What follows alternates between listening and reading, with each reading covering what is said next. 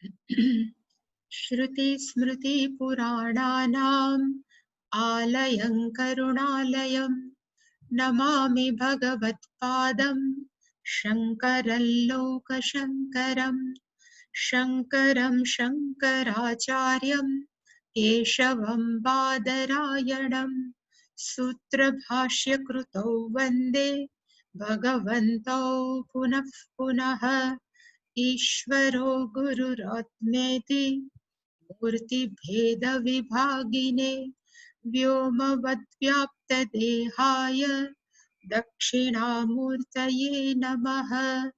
गुकारस्त्वन्धकारो वै ऋकारस्तन्निवर्तकः अन्धकारनिरोधित्वाद् गुरुरित्यभिधीयते। सदाशिवसमारम्भां शङ्कराचार्यमध्यमाम् अस्मदाचार्यपर्यन्तां वन्दे गुरुपरम्पराम्। ॐ सहना भवतु सहनौ भुनक्तु सह वीर्यङ्करवावहै तेजस्विनावधीतमस्तु मा विद्विषावहै।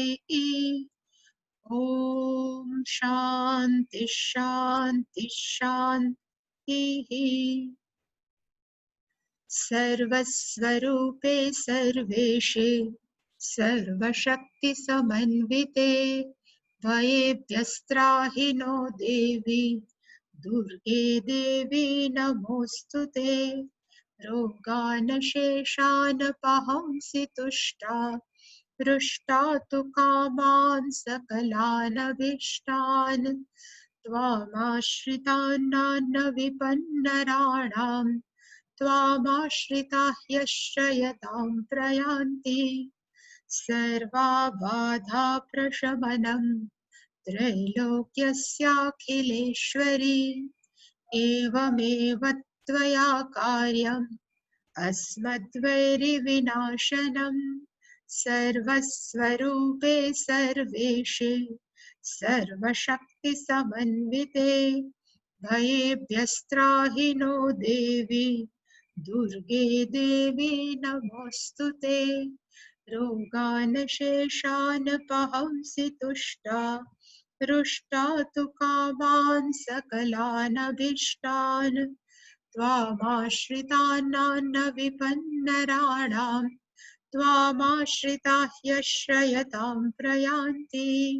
सर्वाबाधा प्रशमनं त्रैलोक्यस्याखिलेश्वरी एवमेव त्वया कार्यम् अस्मद्वैरिविनाशनम् सर्वस्वरूपे सर्वेशे सर्वशक्तिसमन्विते भयेभ्यस्त्राहि नो देवी दुर्गे देवी नमोऽस्तु ते।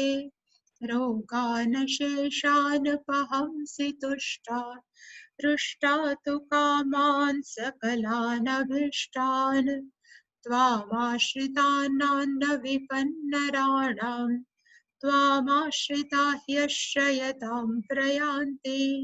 सर्वाबाधा प्रशमनं त्रैलोक्यस्याखिलेश्वरी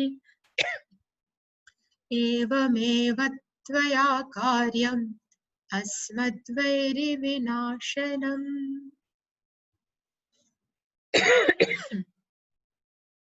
ॐ आप्यायन्तु ममाङ्गानि वाक्प्राणश्चक्षुश्रोत्रमथो बलमिन्द्रियाणि च सर्वाणि सर्वं ब्रह्मोपनिषदम् माहं ब्रह्म निराकुर्याम् मा ब्रह्म निराकरोत् अनिराकरणमस्त्वनिराकरणं मे अस्तु। तदात्मनि निरतेय उपनिषत्सु धर्मास्ते मयि सन्तु। ॐ शान्ति शान्ति शान्तिः।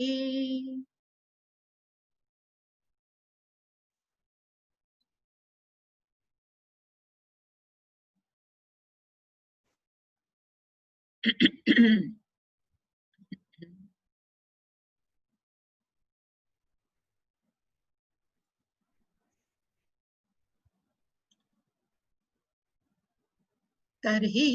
कः ब्राह्मणः?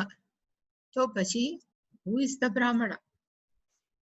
અને એના જવાબમાં यः कश्चित् आत्मानाम् अद्वितीयं जाति गुण क्रियाहीनं षड् उर्मी षड् भाव इत्यादि दोषरहितं सत्यं ज्ञानम् आनंद अनंत रूपं स्वयं निर्विकल्पं अशेष कल्प आधारम् अशेष भूत अंतर्यामित्वेन वर्तमानम् अंतः बहिश्च आकाशवत् अनुस्यूतम् अखंड आनंद स्वभावम्. આટલું આપણે જોયું છે કે ખરેખર બ્રહ્મ આત્મા કે ચૈતન્ય તત્વ નું વાસ્તવિક સ્વરૂપ કેવું. ગઈકાલે આપણે અશેષ કલ્પ આધાર, કલ્પનો અર્થ આપણે જોયું કે બ્રહ્માજીનો એક દિવસ અને બ્રહ્માજીના એક દિવસની અંદર 1000 ચતુર્યુગ, એ બધાને જે અધિષ્ઠાન તયા તિષ્ઠતિ, જેવી રીતે માટી છે એ ઘડાનું અધિષ્ઠાન છે, જેવી રીતે સુવર્ણ છે ઘરેણાનું અધિષ્ઠાન છે, તેવી જ રીતે ચૈતન્ય તત્વ બ્રહ્મ કે આત્મા છે એ સમગ્ર જગતનું અધિષ્ઠાન છે. એનો અર્થ ચૈતન્ય તત્વ છે તો જગત છે, પણ જગત નથી તો પણ ચૈતન્ય તત્વ તો છે જ. એને કહેવાય અશેષ કલ્પ આધારમ. અને જ્યારે પણ અશેષ શબ્દ આવે એનો અર્થ કોઈ પણ વસ્તુ બાકી નથી, સંપૂર્ણ. એવી જ રીતે અશેષ ભૂત અંતર્યામિત્વેન વર્તમાનમ. વર્તમાનમનો અર્થ થાય અવેલેબલ છે. ભગવાન છે એ અવેલેબલ છે. કેવી રીતે અવેલેબલ છે? તો કે અંતર્યામી, બધાના હૃદયની અંદર અંતર્યામી તરીકે હી ઇઝ અવેલેબલ, ઉપલબ્ધ છે. આ વર્તમાનનો અર્થ થાય ઉપલબ્ધ છે. અને કોનામાં? તો કે અશેષ ભૂત, બધા જ પ્રાણીઓની અંદર એ ચૈતન્ય તત્વ અંતર્યામિત્વેન ઉપલબ્ધ, હંમેશા એ અવેલેબલ છે. અંતઃ બહિઃ ચ આકાશવત અનુસ્યુતમ.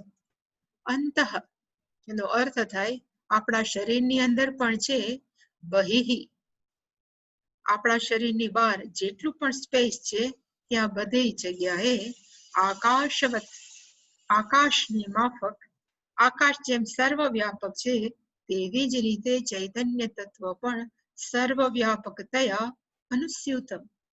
અનુસ્યુતમનો અર્થ થાય જેવી રીતે વસ્ત્રની અંદર તાણાવાણા છે એ પરોવાયેલા છે, એને સંસ્કૃતમાં કહેવાય અનુસ્યુતમ. તેવી જ રીતે ચૈતન્ય તત્વ છે એ સમગ્ર જગતની અંદર તાણાવાણાની માફક વ્યાપેલું છે. અખંડ આનંદ સ્વભાવ, જે તત્વ એકમેવ અદ્વિતીયમ, જે તત્વ સર્વવ્યાપક ચૈતન્ય તત્વ અને જન્મ અને મૃત્યુ રહિત, એ હંમેશા કેવું હોય?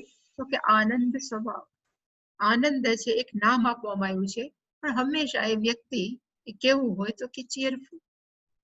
હવે ચૈતન્ય તત્વ કયો કે બ્રહ્મ તત્વ કે આત્મા, એ વસ્તુ કેવી છે? તો કે અપ્રમેય. અપ્રમેય છે એ ટેકનિકલ કહેવાય ને, પારિભાષિક શબ્દ છે.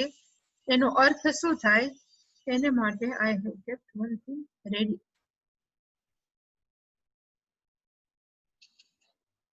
શાસ્ત્રની અંદર 3 શબ્દો વાપરવામાં આવે છે: પ્રમાણ, પ્રમેય, પ્રમા. પણ સૌથી પહેલો શબ્દ આપણે લઈએ પ્રમાણ. પ્રમાણ ગુજરાતીમાં આપણે એમ કહીએ છીએ આની સાબિતી આ છે, આનું પ્રમાણ આ છે. એવી રીતે આપણે સામાન્ય રીતે પ્રમાણ ગુજરાતીમાં લઈએ છીએ, પણ શાસ્ત્રની અંદર પ્રમાણનો અર્થ થાય આપણા જ્ઞાનનું સાધન. પ્રમાયાહ करणम इति प्रमाण। प्रमाणનો અર્થ થાય જ્ઞાન।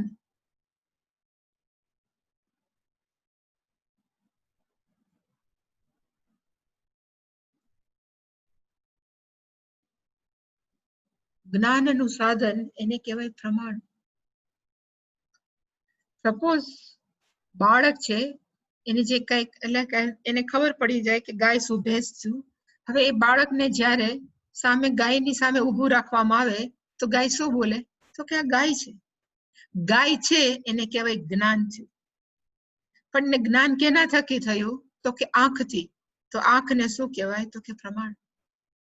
એવી જ રીતે આપણે કાનની અંદર શબ્દ સાંભળ્યા, પછી આપણે કહીએ કે આ કોનો અવાજ છે, અને સપોઝ આપણે કહીએ કે મોહમ્મદ રફીનો અવાજ લાગે છે કોઈ ગીત ઉપર, તો આપણને જે જ્ઞાન થયું કે આ અવાજ મોહમ્મદ રફીનો છે, તો એનું પ્રમાણ કયું? તો કે કાન। એટલે કે 5 જ્ઞાનેન્દ્રિયો છે એને માનવામાં આવી છે કે આપણા જ્ઞાનના એ સાધન છે, ભગવાને આપણને આપ્યા છે। એટલે કે પ્રમાણમનો અર્થ થાય આપણા જ્ઞાનનું સાધન, એને કહેવાય પ્રમાણ। સંસ્કૃતમાં એની વ્યાખ્યા છે પ્રમાયાહ કરણમ, અધરવાઇઝ સાધન। અને પ્રમાનો અર્થ થાય પાછું જ્ઞાનમ। પ્રમા એટલે કે જ્ઞાન। હવે એ 5 જ્ઞાનેન્દ્રિયના બેઝ ઉપર આપણને દુનિયાના બધા જ જ્ઞાન થાય છે, ઓન ધ બેઝ। અને 5 કયા? તો હું લખું છું એકવાર, જે નવા છે લગભગ જૂના છે છતાં પણ, ચક્ષુહુ, ચક્ષુ, કર્ણ એટલે કે કાન,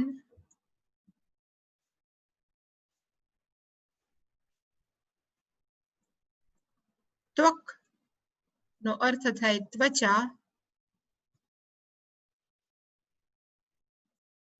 ઘ્રાણ એટલે કે આપણું નાક,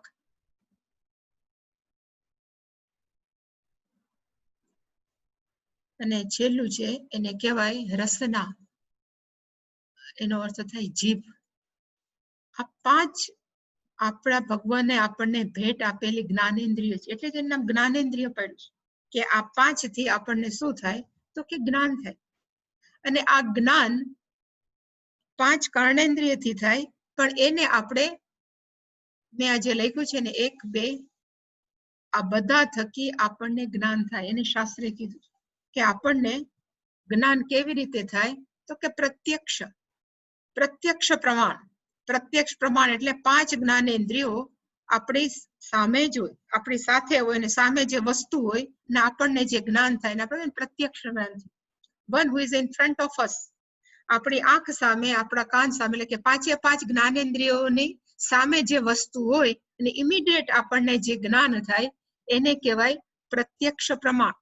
પ્રમાણનો અર્થ ફરી પાછું એ જ કે જ્ઞાનનું સાધન। પછી બીજું આપણને જ્ઞાન થાય દુનિયાની અંદર અનુમાન બાંધીને। અત્યારે તો લોકડાઉન, માણસો બહાર જઈ શકતા નથી, પણ સપોઝ લોકડાઉન ન હોય, લેક્ચર હોલ હોય, માણસો ત્યાં લેક્ચર સાંભળવા આવતા હોય, અને વક્તા છે એ 2 મિનિટ મોડા આવે, અને એને જાણવું હોય કે અંદર શ્રોતા છે કે નહીં, તો અનુમાન કેવી રીતે બાંધે?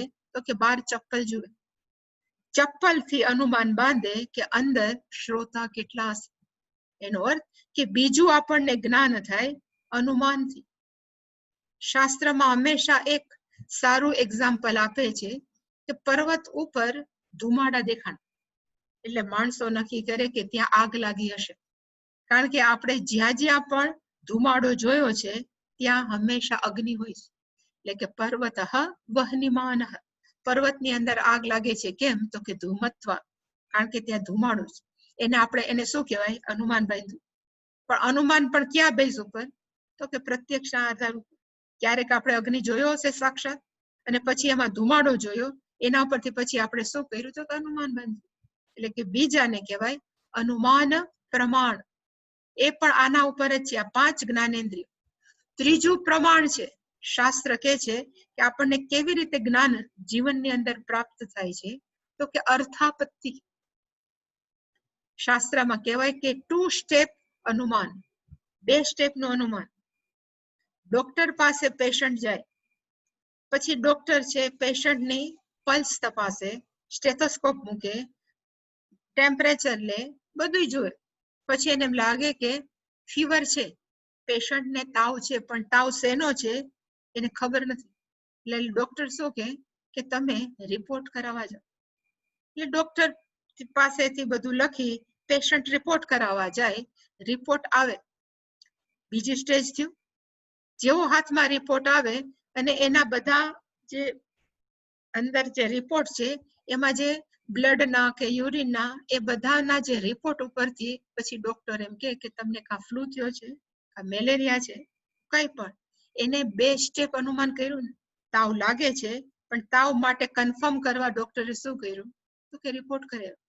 એટલે કે જ્ઞાન ત્રીજું કેવી રીતે પ્રાપ્ત થાય તો કે બે સ્ટેપ અનુમાન કર્યું, ધારણા બાંધી.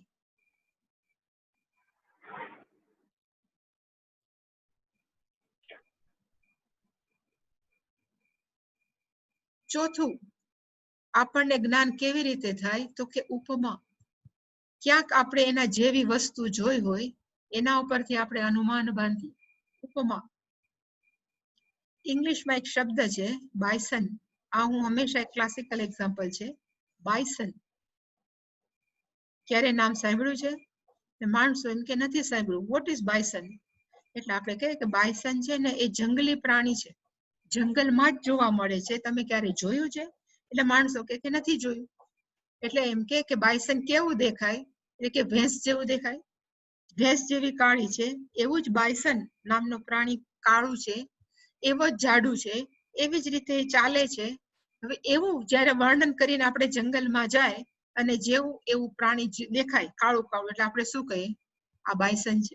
ગુજરાતીમાં નામમાં નથી, આપણે બાયસન પ્રાણી અવેલેબલ છે જંગલમાં, એટલે આપણે એને કહીએ કે આ શું છે તો કે બાયસન. બાયસન છે એનું જ્ઞાન આપણને ક્યાંથી થયું તો કે ભેંસ જેવી ઉપમા આપણે જાણીતી એના ઉપરથી થયું. એટલે કે ત્રીજું, ચોથું જ્ઞાન પ્રાપ્ત કરવાનું સાધન કયું છે તો કે ઉપમા. અને છેલ્લું ખરેખર કહેવામાં આવે છે અનુપલબ્ધિ. કેટલાકની ગેરહાજરી છે એમાં ઉપરથી પણ આપણને જ્ઞાન પ્રાપ્ત થાય છે. અને એનું ઇઝીએસ્ટ એક્ઝામ્પલ કયું છે તો કે હોટલમાં ગયા, હોટલમાં જઈને આપણે સારામાં સારી વાનગીઓ, બધાય આરોગી, આખું કુટુંબ ગયું હતું, બધા સારામાં સારી વાનગી આરોગી, અને છેલ્લે વેઇટર છે એને બિલ પેશ કર્યું, રજૂ કર્યું કે આટલું બિલ થયું. અને જેવો બિલનો કાગળિયો હાથમાં આવ્યો એટલે વડીલ હોય કે જે પણ હોય એને ખિસ્સામાં હાથ નાખ્યો, પર્સ માટે કે પાકીટ માટે કે વોલેટ માટે. ખિસ્સામાં વોલેટ નથી. જેવું એને ખબર પડી તેનાથી એને અનુપલબ્ધિ. કોની અનુપલબ્ધિ છે તો કે ખિસ્સામાં વોલેટ નથી એની, પણ એનાથી જ્ઞાન શું થાય? પૈસા નથી. આખે પૈસા લીધા વગર આપણે બહાર નીકળી ગયા. કોકની ગેરહાજરી, અનુપલબ્ધિનો અર્થ થાય ગેરહાજરી આપણને જ્ઞાન અપાવે. એટલે કે આ 5 શાસ્ત્ર કે છે એના ઉપરથી આપણને જ્ઞાન થાય. અને છઠ્ઠું પણ આપણને જ્ઞાન થાય કેવી રીતે તો કે શબ્દ પ્રમાણ. શબ્દનો અર્થ થાય કન્યાકુમારીની બાજુમાં એક ગામ છે શુચિન્દ્ર. શુચિન્દ્રની અંદર હનુમાનજીની 20 ફૂટની ઊંચી મૂર્તિ છે. શુચિન્દ્રના પિલર છે. આ બધું વર્ણન થોડું સાચું જ છે, હું ખોટું નથી કરતી. શુચિન્દ્રની અંદર ઘણા બધા થાંભલાઓ છે મંદિરમાં. હવે એની ઉપર જયારે આપણે હાથ લગાડીએ તો એમાંથી સારે ગમ પધની સા નીકળે છે. હવે જ્યારે આ બધું તમે સાંભળીને જ્યારે તમે ખરેખર શુચિન્દ્રમ ટેમ્પલમાં જાઓ અને વગાડો ત્યારે આપણને જ્ઞાન થાય કે મેં સાંભળ્યું તું એ ખોટું નથી. એટલે કે આ જ્ઞાન ને કેના થ્રુ આવ્યું તો કે શબ્દ થ્રુ. એટલે આને કહેવાય શબ્દ પ્રમાણ. બીજો શબ્દ પ્રમાણ શેના આવે એ આપણે પછી જોશું, પણ આ 6 પ્રમાણ છે. પણ એ 6 પ્રમાણ છે આપણને કેના થકી પ્રાપ્ત થાય તો કે 6 પ્રમાણ છે આપણને હંમેશા આપણને ભગવાને 5 જ્ઞાનેન્દ્રિયો આપી છે એનાથી જ પ્રાપ્ત થાય. આ 6 પ્રમાણ. હજી એક આગળ કે આ 6 પ્રમાણથી જ્ઞાન પ્રાપ્ત થાય એવું કહેવામાં આવે છે કે જ્યારે આપણને જ્ઞાન પ્રાપ્ત થાય ને ત્યારે 3 વસ્તુ હોય, એને કહેવાય ત્રિપુટી. 3 વસ્તુનું નામ શું છે? તો કે એક પ્રમા, બીજું પ્રમેય અને ત્રીજું જે આપણે હમણાં જોયું એ પ્રમાણ. પ્રમાનો અર્થ થાય જ્ઞાન. જે આપણે મેં હમણાં સમજાયું કે કોઈ પણ વસ્તુનું જ્યારે આપણને જ્ઞાન થાય એને કહેવાય પ્રમા. પ્રમાણ કોને કહેવાય? તો કે 5 જ્ઞાનેન્દ્રિય. પછી એની અંદર પ્રત્યક્ષ છે, અનુમાન, ઉપલબ્ધિ, એ બધા 5 આવી જાય. પણ એનું મેઇન સોર્સ કયું? આજે મેં 6 પ્રમાણ કીધા એનો, તો કે આપણી 5 જ્ઞાનેન્દ્રિય.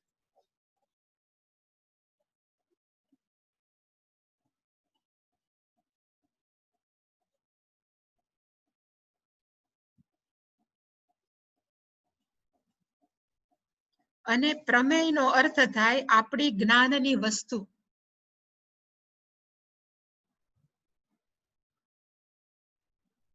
સપોઝ માણસ ઉભો છે, સામે ગધેડું છે, અને માણસે ગધેડું જોયું અને એમ બોલ્યો કે આ તો ગધેડું છે. તો ગધેડાને કહેવાય આપણા જ્ઞાનનો વિષય. એનું સારું નામ શું છે? સંસ્કૃતમાં પ્રમેય. ગુજરાતીમાં આપણે જ્યારે નાના હતા જ્યોમેટ્રી ભણતા એને આપણે પ્રમેય કહેતા, રાઈડર. પ્રમેય સાબિત કરવાની છે. પણ આ એવું પ્રમેય નથી. પ્રમેયનો અર્થ થાય આપણા જ્ઞાનનો વિષય.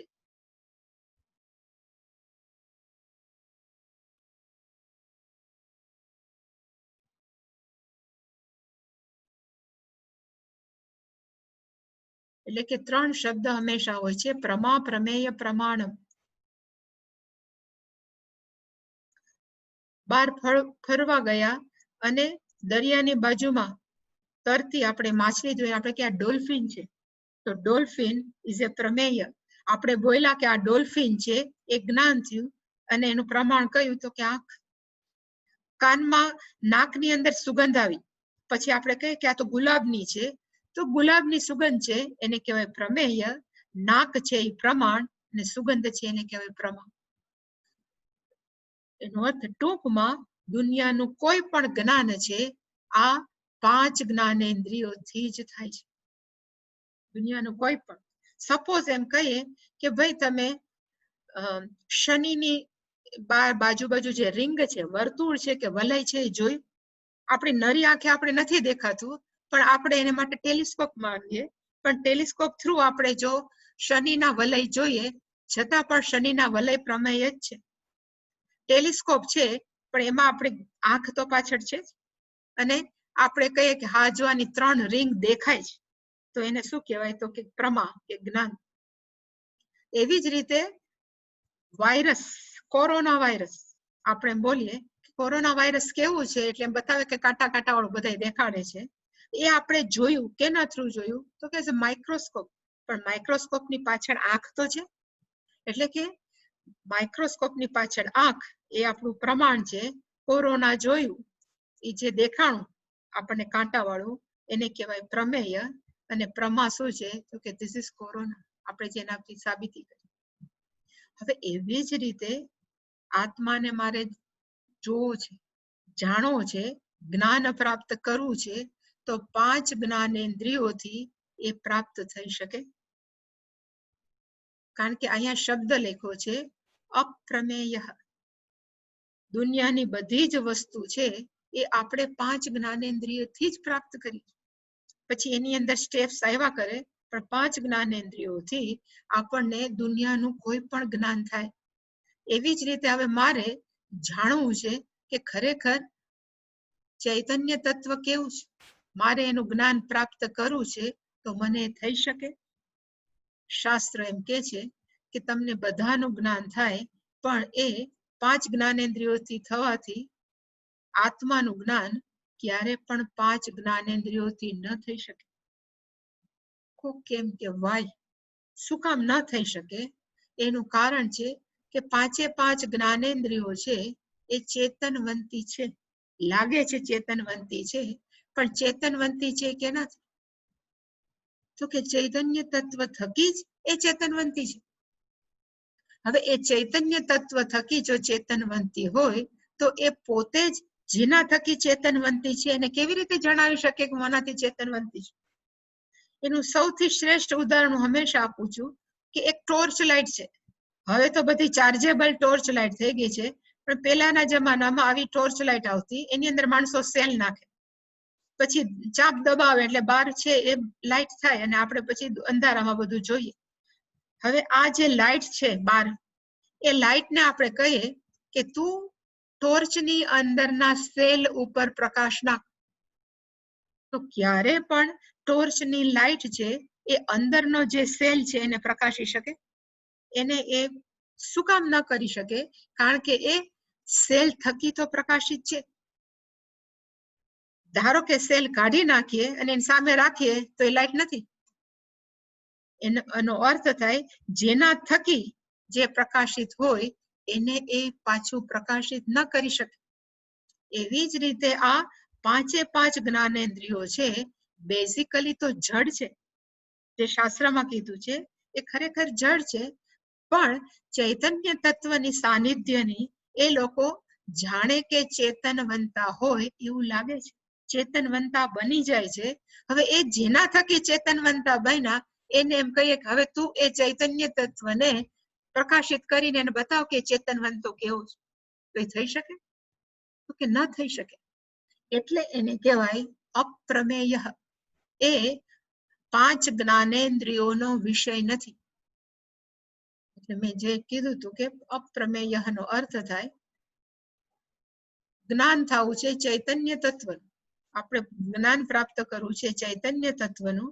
હવે એ ચૈતન્ય તત્વના જ્ઞાન પ્રાપ્ત કરવા માટે આપણે યુઝ કરવું છે કે વી would like to use 5 sense organ.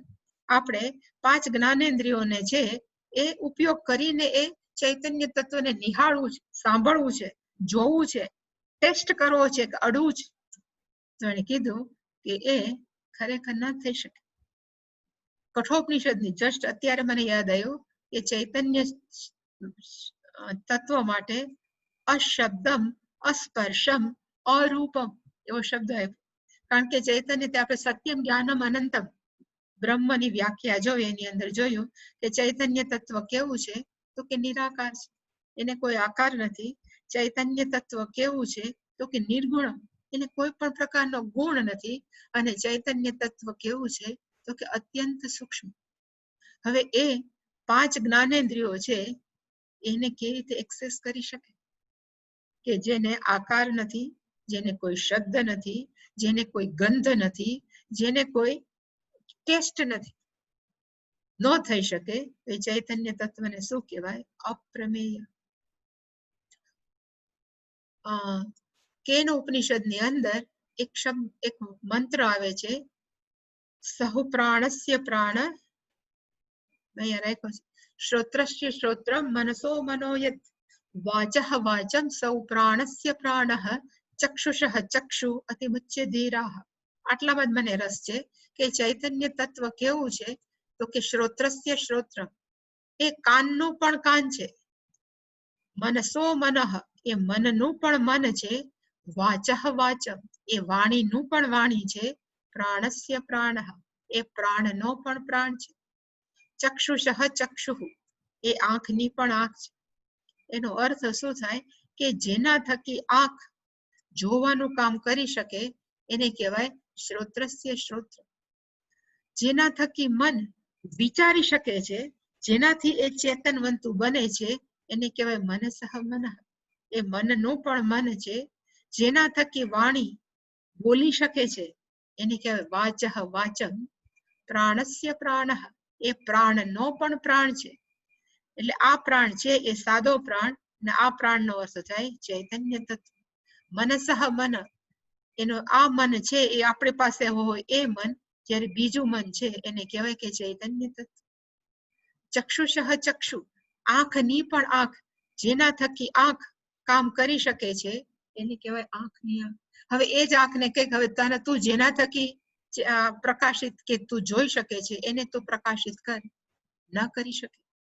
એટલે એને કહેવાય કે એ ચૈતન્ય તત્વ કેવું છે તો કે અપ્રમેય એ આપણી પ્રમાનો વિષય નથી, આપણા જ્ઞાનનો વિષય નથી. પ્રમેયનો અર્થ પ્રમાનો નહીં, પણ આપણા એ જ્ઞાનનો, અને ખાસ કરીને 5 જ્ઞાનેન્દ્રિયોનો જે વિષય નથી એને કહેવાય અપ્રમેય.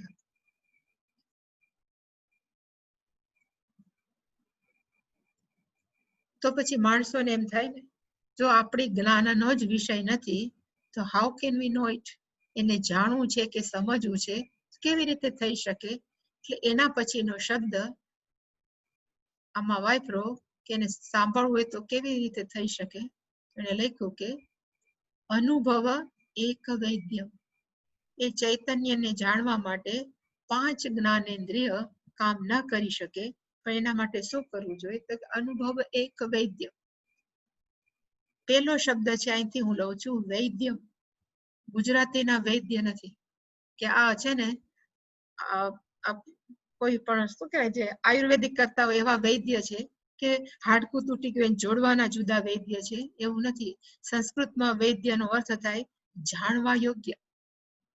વૈદ્ય વેદસ્ય 15મા અધ્યાયમાં છે વેદેહિ અહમ સર્વમેવ વેદ્ય વેદાંતકૃત વેદ વિદેવ ચાહ. ત્યાં પણ વેદ્યમનો અર્થ થાય જાણવા યોગ્ય. વિત એટલે કે જાણવું, વૈદ્ય જાણવા યોગ્ય.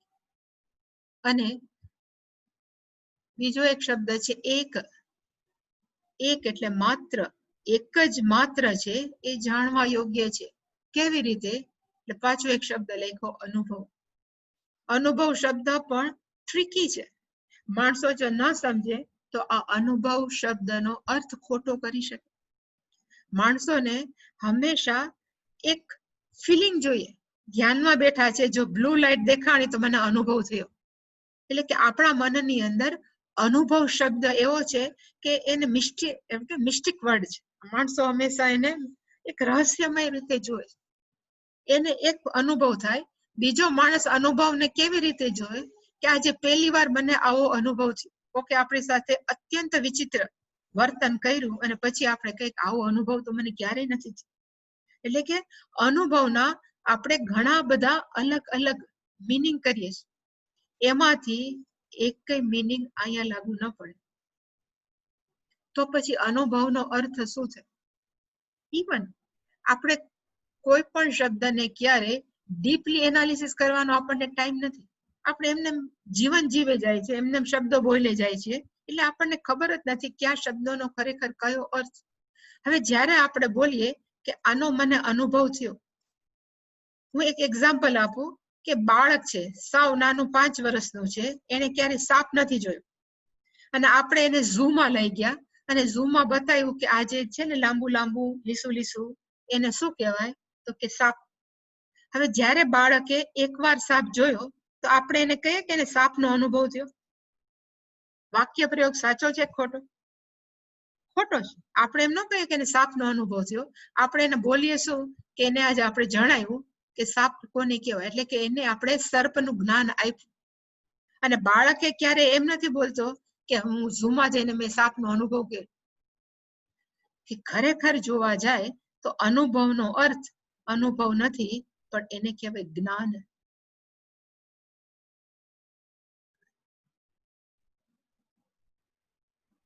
જ્યારે પણ ઇવન તમે કોઈ પણ આપણે ખબર નહીં અનુભવ શબ્દ આપણા જીવનમાંથી કે આપણા સિસ્ટમમાં ક્યાંથી ઘૂસી ગયો છે કે અનુભવને આપણે માણસો ધ્યાનમાં બેસે ને એમ કહે ને કે મને કંઈક દેખાણું, એટલે કે મને આવો અનુભવ થયો.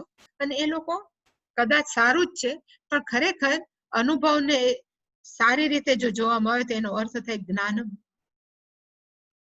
અને ભગવાન છે કે ચૈતન્ય તત્વને પ્રાપ્ત કરવા છે તો એના માટે અનુભવ જરૂરી નથી. અહીંયા અનુભવનો અર્થ થાય જ્ઞાનેક વૈદ્ય. એક જુદું રાખ્યું છે, પણ પ્રાપ્ત કરવા માટે સાધન કયું ભગવાનને? તો કે જ્ઞાનમ એવ એક વૈદ્ય. માત્ર જાણવાથી જ એને જાણી શકાય. વૈદ્યમ જાણવા યોગ્ય છે શેનાથી? તો કે જ્ઞાનેક એક માત્ર જ્ઞાનથી જ એ પરમાત્માને જાણી શકે. માણસોને કદાચ ગૂંચવણ થાય તો એક ચોખવટ હું કરી દઉં કે 2 વસ્તુ છે. એક ઈશ્વર છે અને એક છે ચૈતન્ય તત્વ.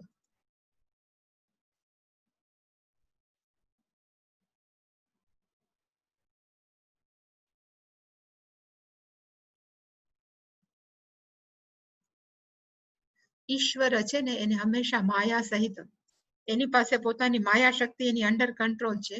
એટલે કે ધારો કે આપણે અનુભવ કરવો હોય, ઈશ્વરના દર્શન કરવા હોય તો દર્શન થઈ શકે. જેટલા ભક્તનો ભગવાન ઉપરનો પ્રેમ જેટલો પ્રબળ, એટલા આપણને ભગવાનને પ્રાપ્ત કરી શકાય, ભગવાનને જોઈ શકાય. પણ અહીંયા જે આ વાત થાય છે, જ્યાં ઉપનિષદની, ત્યાં ચૈતન્ય તત્વની વાત થાય છે, ન તો ઈશ્વર. તો એ ચૈતન્ય તત્વને જાણવા માટે નથી એને આકાર, નથી એને જ્ઞાન. તો એ ચૈતન્ય તત્વને જાણવા માટે અનુભવ કામમાં ના લાગે. ત્યાં કામમાં શું લાગે? તો કે માત્ર જ્ઞાન. એટલે માણસો કે જ્ઞાનમ શું કામ? તો એનું રીઝન એક જ છે કે મોટા ભાગની વસ્તુ છે ને આપણે બહારથી પ્રાપ્ત કરીએ. જ્ઞાન, કોઈ પણ વસ્તુનું જ્ઞાન આપણે કેનાથી પ્રાપ્ત કરીએ? તો કે બહાર જ્ઞાનેન્દ્રિયો જોવે, આપણને રિપોર્ટ કરે અને મન અને બુદ્ધિ નિર્ણય કરે કે આ છે. હવે એવી જ રીતે ચૈતન્ય તત્વ કોણ છે એનું જ્ઞાન પ્રાપ્ત કરવું છે. તો જ્ઞાન કેવી રીતે થાય? ટૂંકમાં હું કહું છું કે શાસ્ત્રમાં કહે છે કે આપણને જ્ઞાન કેવી રીતે થાય. હું એમ કહું છું કે સપોઝ મને માણસ દોરતા નથી આવડતું, પણ આ એક માણસ છે. અહીંયા કોઈ પણ લાડુ સપોઝ પડ્યો છે, મોટો લાડુ તિરુપતિનો. માણસે આ લાડુ જોયો, લાડુની ઇમેજ અંદર ગઈ અને માણસે ક્લિક કરીને કીધું શું છે? તો કે આ લાડુ છે. અને એ બોયલો જ્યારે લાડુ છે એને કહેવાય જ્ઞાન થયું. હવે ચૈતન્ય તત્વ તો સર્વવ્યાપક છે અને પ્લસ અવેલેબલ વર્તમાનમ અંતર્યામિત્વેન. આપણી અંદર પણ એ તત્વ કેવું છે? તો કે અંતર્યામી તરીકે વર્તમાનમ અવેલેબલ છે. હવે જ્યારે ગુરુ એવું કે છે કે જ્યારે ગુરુ છે એ શિષ્યને ઉપનિષદના શબ્દોને ખોલતા હોય, it's unlocking the words of ઉપનિષદ. કે ચૈતન્ય તત્વ એટલે શું? એ સર્વવ્યાપક છે, એ બધું છે. જ્યારે એ શબ્દોની વાત કરતા હોય કે કાલતઃ અબાધિત, વસ્તુતઃ અબાધિત, અને શિષ્ય છે એ 100% અધિકારી છે, જેના મનની અંદર કોઈ પણ પ્રકારનો શાસ્ત્ર ઉપર અશ્રદ્ધા નથી. સંપૂર્ણ શ્રદ્ધાથી કે શાસ્ત્ર જે કે છે એ સાચું જ કે છે, એ શ્રદ્ધાથી જ્યારે સાંભળે છે ત્યારે શિષ્યના મગજમાં શું થાય?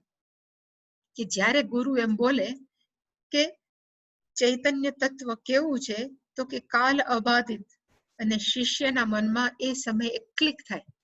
જે આપણે ક્લિક કહીએ કે ગુજરાતીમાં ઘણી વાર કે ટ્યુબલાઇટ કરો, ટ્યુબલાઇટ ખબર કેમ નથી પડતી, જે પણ કહીએ, પણ એક સમયે ક્લિક થાય.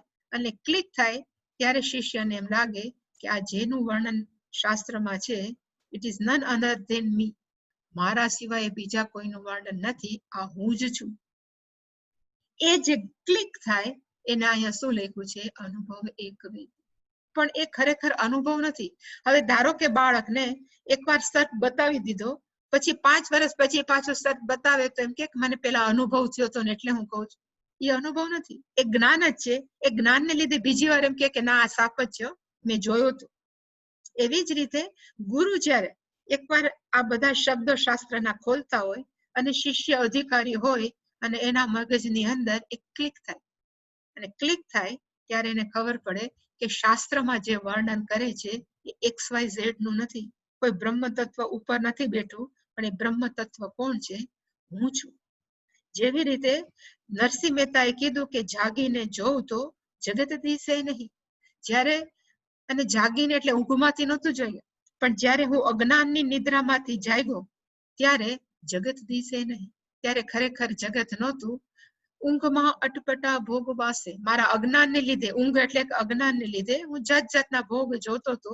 પણ હવે મને ખબર પડી ચિત્ત ચૈતન્ય વિલાસ તદરૂપ છે. એ લાઈન છે, ઇઝ હાઈલી ક્રુશિયલ. એમાં એ કે છે કે મારું જ ચિત્ત નું ચૈતન્ય છે, એનું જ આખું જગત શું છે? તો એનો જ વિલાસ છે. બ્રહ્મ લટકા કરે બ્રહ્મ પાસે. કે અહીંયા જે પણ, કારણ કે શાસ્ત્ર એમ કે છે સર્વમ ખલુ ઇદમ બ્રહ્મ, અહીંયા જે છે એ બ્રહ્મ છે, પણ બ્રહ્મ ઇઝ નોટ થર્ડ પર્સન. બ્રહ્મ છે સામેની વ્યક્તિ પણ નથી, બ્રહ્મ કોણ છે? એ હું છું. એ જે જ્ઞાન થવું એને કહેવાય. અહીંયા એવું લખ્યું છે અનુભવ એક વેદ્ય. કોઈ પણ ટેલિસ્કોપ, માઇક્રોસ્કોપ, 5 જ્ઞાનેન્દ્રિયો આ હું જ છું એ જાણવા માટે કામ નહીં લાગે, કારણ કે અપ્રમેય. છતાં ખબર કેમ પડે? તો કે મનથી. જ્યારે શિષ્ય ભણાતો હોય અને એક ક્લિક થાય, એ ક્લિક થાય ત્યારે આખું જગત છે કોલેપ્સ થાય. કોલેપ્સ એટલે જતું રહે અને એમ લાગે કે અહીંયા મારા સિવાય કોઈ નથી. એવા જાણવા વાળા રેરેસ્ટ હોય, પણ છે, નથી એવું નથી. એને કહેવાય વૈદ્યમ. એટલે એને કીધું કે વૈદ્યમ જાણવા યોગ્ય છે ચૈતન્ય તત્વ. કેવી રીતે? તો એકમાત્ર જ તત્વ એવું છે જે જાણવા યોગ્ય છે, પણ જાણી કેવી રીતે શકાય? તો અહીંયા લખ્યું છે અનુભવ, પણ અનુભવનો અર્થ થાય જ્ઞાનેક એક વેદ્ય. માત્ર જ્ઞાનથી જ જાણી શકાય કે અહીંયા મારા સિવાય બીજું કોઈ નથી. એને કહેવાય અનુભવ એક વેદ્ય. બીજું કોઈ એવું પ્રમાણ. એટલે જે છેલ્લો શબ્દ આપણે નહોતું જોયું એ પ્રમાણ એ કયો છે? મેં કીધું તો આપણે ડિસ્કસ પછી કરશું. પ્રત્યક્ષ અનુમાન અર્થાપત્તિમાં છેલ્લું હતું શબ્દ. શબ્દ કોના? તો કે શાસ્ત્રના. શાસ્ત્રના શબ્દો જ્યારે ગુરુ ખોલે, પણ જ્ઞાન કોને થાય? તો કે શિષ્યને જ થાય. મેં ઘણા વખત પહેલા પણ કીધું હતું કે 2 પ્રકારની વિદ્યા છે, પરાવિદ્યા, અપરા. અપરાનો અર્થ થાય દુનિયાની બધી વસ્તુ, ઇન્ક્લુડિંગ શાસ્ત્ર ઓલ્સો કન્સિડર એઝ અપરા. એને અપરા કહેવામાં આવી છે. જ્યારે પરા કોને કહેવાય? તો કે જે આપણા મનની અંદર જ્ઞાન થાય, જે ક્ષણે જ્ઞાન થાય એને શું કહેવાય? તો કે પરાવિદ્યા. એ પરાવિદ્યાને અહીંયા કીધું કે અનુભવ જ્ઞાનેક એક વેદ્ય. એક માત્ર અહીંયા અનુભવનો અર્થ થાય જ્ઞાનેન. બીજો એકય રસ્તો નથી કે જેનાથી આપણને ખબર પડે. અને શું કામ? કારણ કે આપણે પોતે જ છીએ. શરીર ને મન તો એ આપણનું એક આકસ્મિક ભગવાન આપેલું એક સાધન છે, આપણું સાચું સ્વરૂપ નથી. આપણું સાચું સ્વરૂપ જાણવા માટે 12 ફાફા મારવાની જરૂર નથી. જ્યારે જ્ઞાન થાય ત્યારે જ ખબર પડશે, કારણ કે it is inside, it is not outside. એટલે કે એને કહેવાય જ્ઞાનથી, જ્ઞાનેન એક વેદ્ય. અને એકવાર આ જણાઈ જાય પછી દુનિયાની કોઈ પણ વસ્તુનું જ્ઞાન થાય કે ન થાય, આપણને એનાથી પર થઈ જાય. જ્ઞાન થાય તો પણ હરિહરિ, આપણને કદાચ ન જ્ઞાન થાય તો આપણને લઘુથા ગ્રંથિથી નહીં પીડાય, કારણ કે આપણને ખબર છે કે અહમેવ સર્વ. અહીંયા જે પણ છે બીજું કોઈ નહીં, અહમેવ. એને કહેવાય જ્ઞાનેન એક વૈદ્ય. ચૈતન્ય તત્વનું જ્ઞાન કેવી રીતે થાય? તો કે માત્ર જ્ઞાનેન. ન અન્ય પંથા વિદ્યતે અયનાય. ચૈતન્ય તત્વને જાણવા માટે બીજો કોઈ પણ રસ્તો નથી, માત્ર જ્ઞાનથી જ થાય. કારણ કે એમાં 5 જ્ઞાનેન્દ્રિયો છે, એનું કામ નથી. કારણ કે એ તત્વ કેવું છે? અપ્રમેય. એટલે કે માત્ર જ્ઞાનેન એક વેદ્ય. હવે જો જ્ઞાનેક એક વેદ્યમ, તો એ ખરેખર ક્યાં છે? એના પછીનો શબ્દ ઇમિડિયેટલી લખ્યો. એ પણ બહુ મહત્વનો છે કે કેવો છે તત્વ? તો કે અપરોક્ષતયા ભાસમાન. એ ચૈતન્ય તત્વ જે આપણે જ્ઞાનથી પ્રાપ્ત થયું એ કેવું છે? એટલે કીધું કે અપરોક્ષતયા ભાસમાન. ભાસમાનમનો અર્થ થાય ઇટ ઇઝ અવેલેબલ. પ્રકાશી રહ્યું છે, ધબકી રહ્યું છે. કેવી રીતે? તો કે અપરોક્ષતયા. હવે 3 શબ્દ છે શાસ્ત્રની અંદર. ફરી પાછું આપણે લઈએ. એક શબ્દ છે પ્રત્યક્ષ.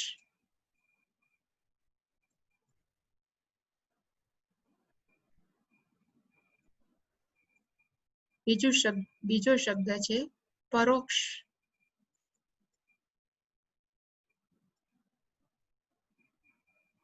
જનરલી અક્ષ એક શબ્દ છે. માણસો એનું ટ્રાન્સલેશન શું કરે છે? તો કે આંખ. પણ શાસ્ત્રમાં અક્ષ ઇઝ ઇક્વલ ટુ ઇન્દ્રિય, જ્ઞાનેન્દ્રિય. અક્ષ નો અર્થ થાય ઇન્દ્રિય.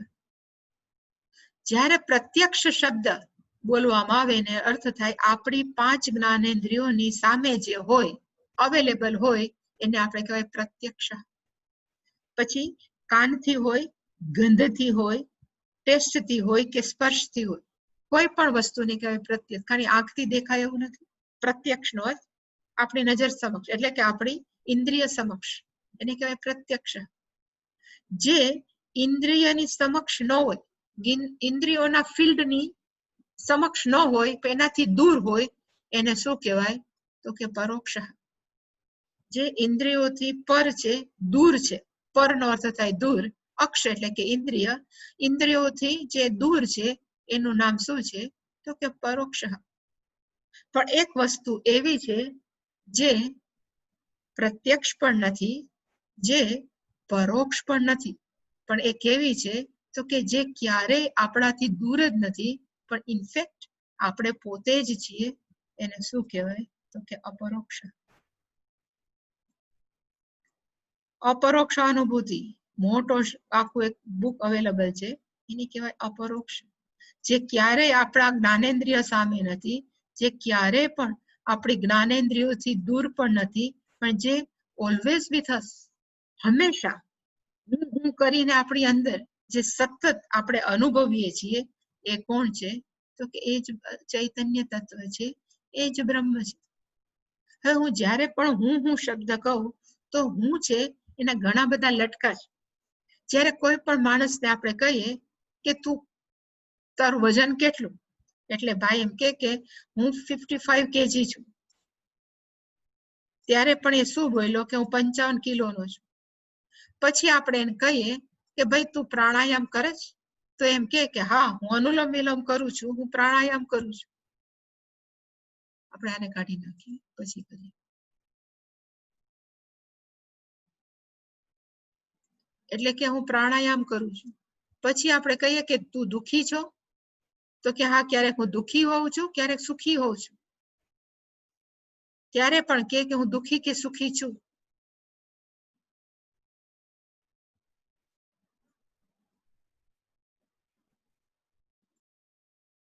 પછી આપણે કહીએ કે તું નિર્ણયો કેવા લે, ડિસિઝન કેવા લે, તો માણસને ગૌરવ હોય કે મારું ડિસિઝન હંમેશા ખોટું ન હોય. હું કેવો છું?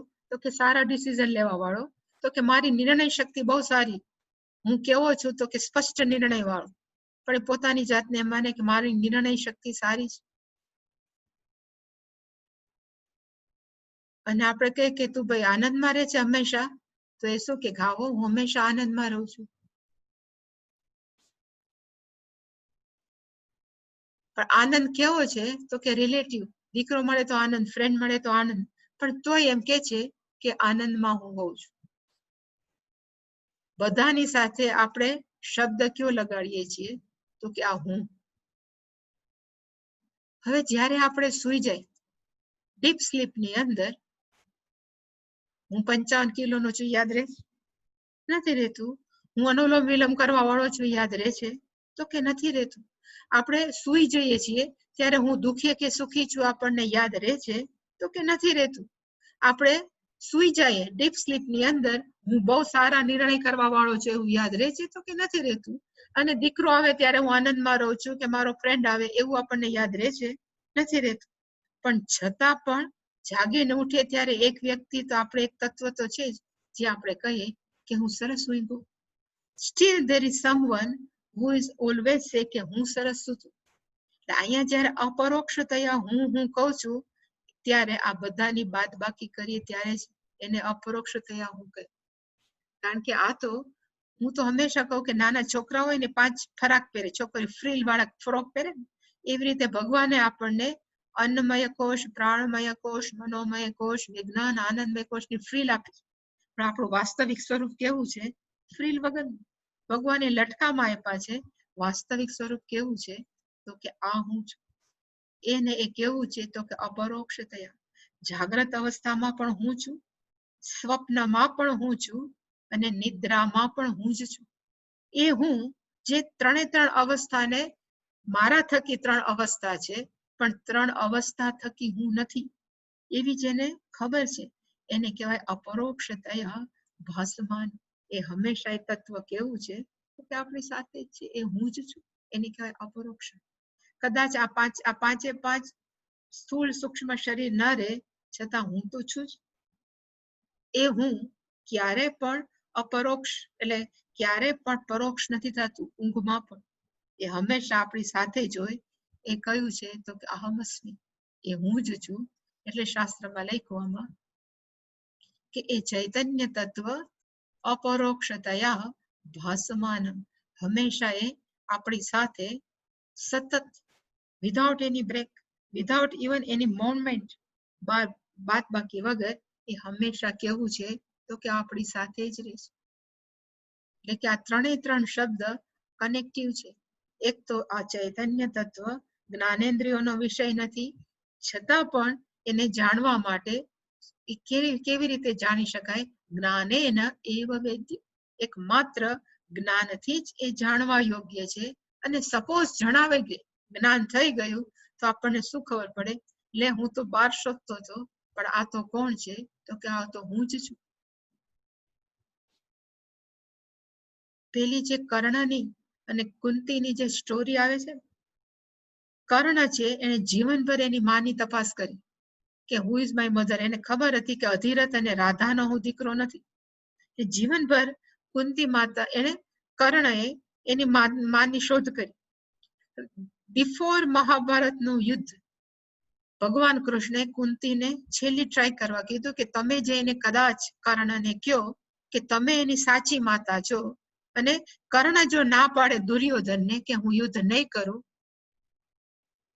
તો પછી કદાચ એવું થઈ શકે કે યુદ્ધ અટકી જાય એટલા માટે થઈ અને કુંતી માતાને ભગવાન કૃષ્ણે કર્ણ પાસે મોકલી હવે જેવા કર્ણ પાસે ગયા પેલા કહેવાય ઔપચારિક વાતચીત થઈ અને એને કુંતી માતાએ કર્ણને કીધું કે કર્ણ ત્વમ ન રાધેય કર્ણ તું રાધેય નથી રાધેયનો છતાંય તું રાધાનો દીકરો નથી પણ કર્ણ તું કેવો છો તો કે કૌંતેય કૌંતેયનો અર્થ થાય તું કુંતીનો દીકરો છે જ્યારે કર્ણને ખબર પડી કે હું કુંતીનો દીકરો છું ત્યારે માત્ર કર્ણને શું કરવાની જરૂર હતી કે જાણી એને જ્ઞાન થઈ ગયું કે હું રાધાનો દીકરો નથી પણ હું કોનો દીકરો છું તો કે કુંતીનો એમાં માટે એને કઈ પ્રયત્ન કરવો પડે 5 જ્ઞાનેન્દ્રિયો 5 કર્મેન્દ્રિયો એને કઈ ઉપયોગ ન કરવો પડે માત્ર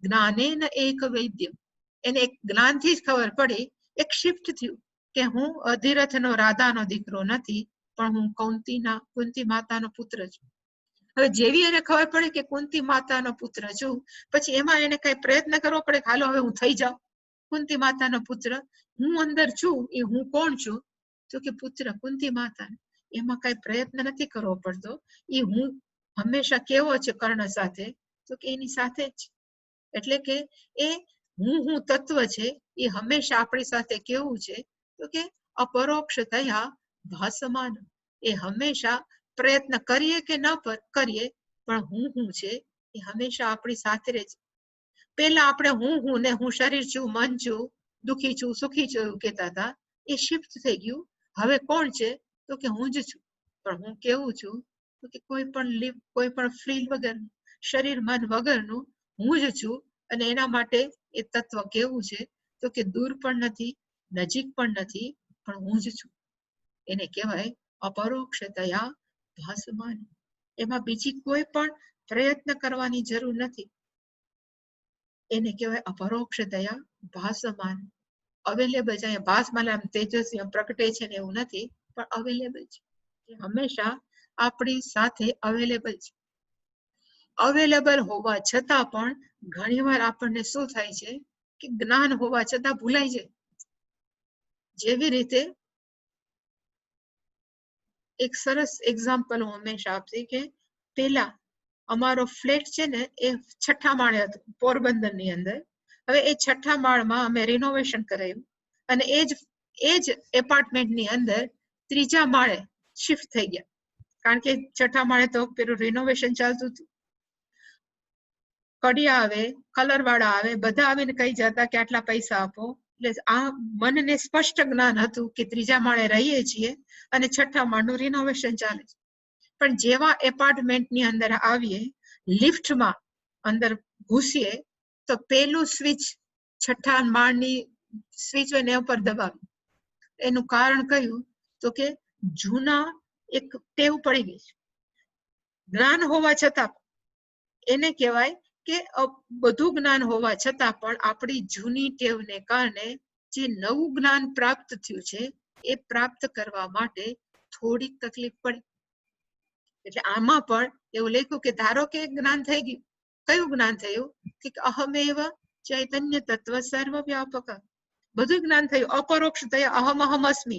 ઇવન અધિકારી જે બાળક છે કે અધિકારી શિષ્ય છે એને જ્ઞાન થઈ ગયું કે ભાઈ આ જે વર્ણન છે શાસ્ત્રનું જે કરે છે એ હું જ છું. પણ છતાં પણ એ જ્ઞાનને પચાવવા માટે કે એની અંદર એસિમ્યુલેટ કરવા માટે ઇટ ટેક્સ ટાઈમ. એટલે એને કીધું કે જ્ઞાન ખરેખર પછી કેવું થવું જોઈએ?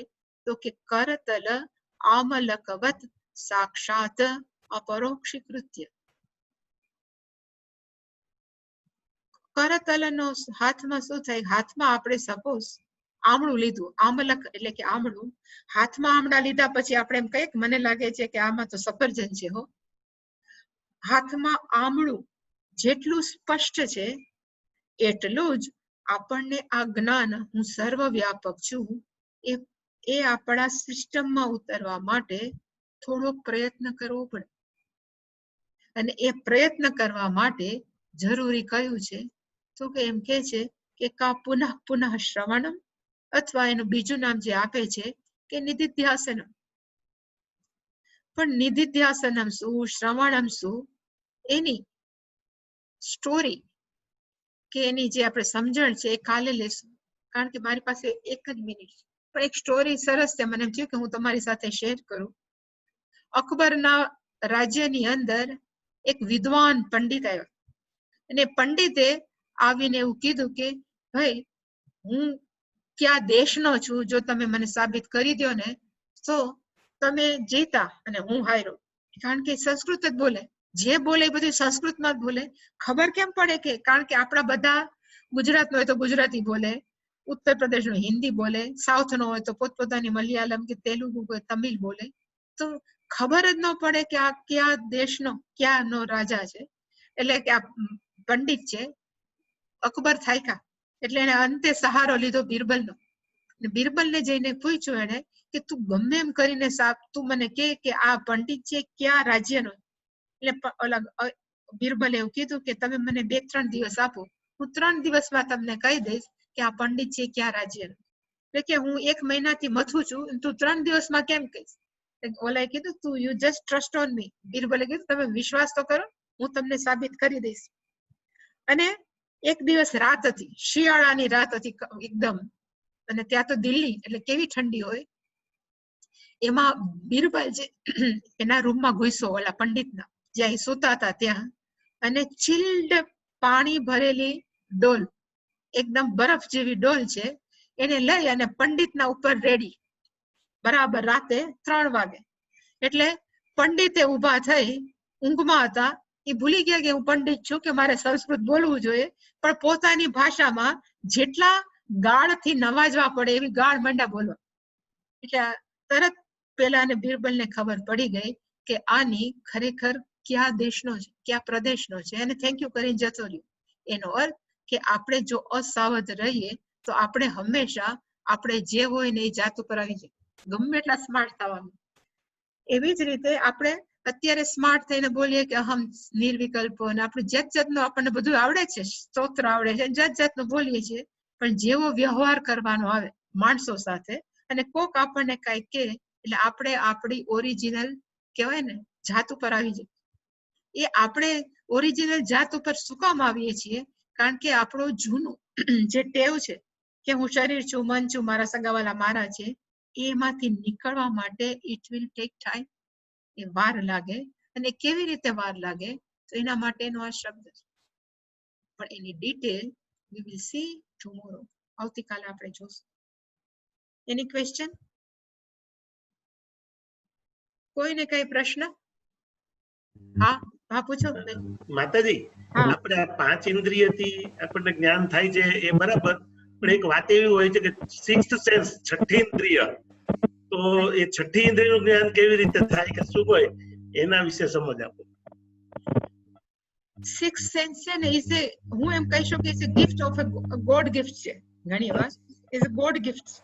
બધા માણસોને એવી રીતે સામાન્ય રીતે હોતું નથી. અહીંયા જે વાત થાય છે is a common, in common parlance માણસોને આવું હોય છે.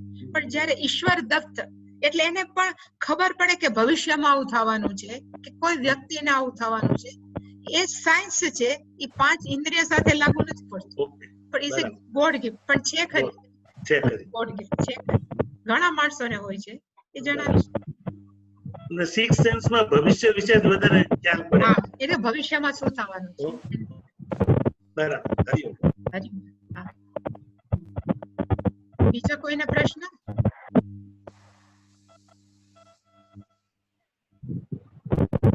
પારુલબેન તમારે નહીં?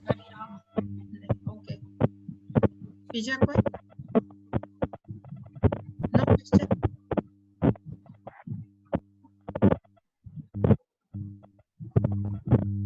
તો આપણે પૂર્ણ બધા કરશું. કોઈ પ્રશ્ન નથી?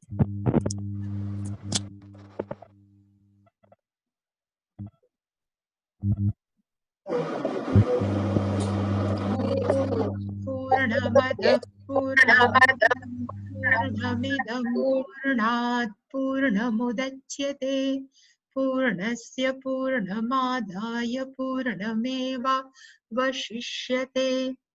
ઓમ શાંતિ શાંતિ શાંતિઃ. હરિઃ ઓમ શ્રી ગુરુભ્યો નમઃ. હરિઃ ઓમ.